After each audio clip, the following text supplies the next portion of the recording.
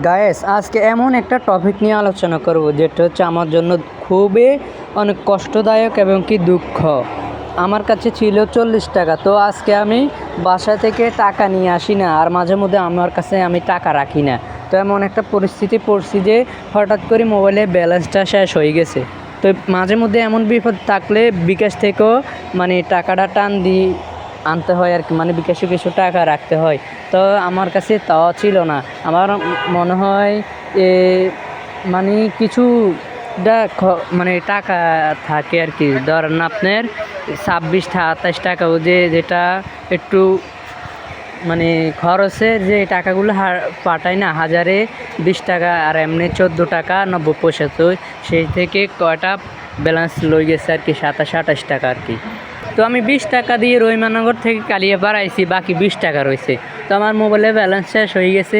তো এই মুহূর্তে আমার মাথায় বুদ্ধি আছে যে আমি কার কাছে সাহায্য চাইব, কিংবা আমি তেমন একটা ক্রাইসিসে পড়ছি যে আমি যদি বাড়ার টাকাটা দিয়ে যদি মোবাইলও রিচার্জ দেই, তাহলে আমার বাড়ার টাকাটা আমি কীভাবে আবার ড্রাইভারকে দিব। তো আমার মাথায় আরেকটা বুদ্ধি আসছে যে আমার রহিমানগরটা অনেকে চিনে, একটা দোকান থেকে 20 টাকা নিয়ে দিয়ে দিব। তো আমি এই বিষয়টা করি নাই জাস্ট।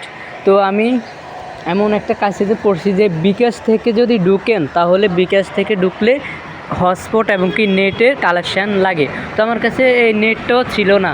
তো আমি এমন বিপদে পড়লাম, হঠাৎ করে আমি কালিয়াপাড়া যেখানে আসছি, এখানে আয়ার পরে আমার মাথায় বুদ্ধি আসছে যে আমি আগে হটস্পট ওয়াইফাই লাইনটা আগে কালেকশান করি। তো আমি দেখছি যে একটা ফ্রি ওয়াইফাই পাইছি, ওনাকে ধন্যবাদ। আর আল্লাহ আমার জন্য একটা উপকার করলো।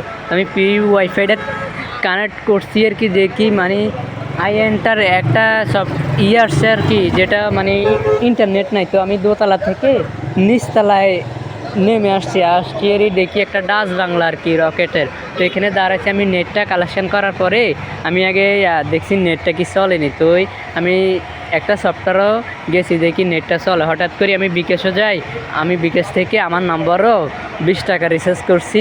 তো আমি এই বিপদটার থেকে সেরে গেলাম। আল্লাহ অনেক মহান। বিপদে পড়লে মানুষের কাছে না চাইয়া আল্লাহর কাছে চাইলো, আল্লাহ সব দিক দিয়ে সাহায্য করতে পারে। তো আমার এই বিপদটা থেকে আল্লাহ আমাকে উদ্ধার করছে। তো এটা আমার আল্লাহর কাছে আমি অনেক শুকরিয়া আদায় করি। আলহামদুলিল্লাহ, আল্লাহ বিপদে আপদ থেকে সবাইকে রক্ষা করেন। আমিন। ভালো থাকবেন সবাই। আল্লাহ হাফেজ।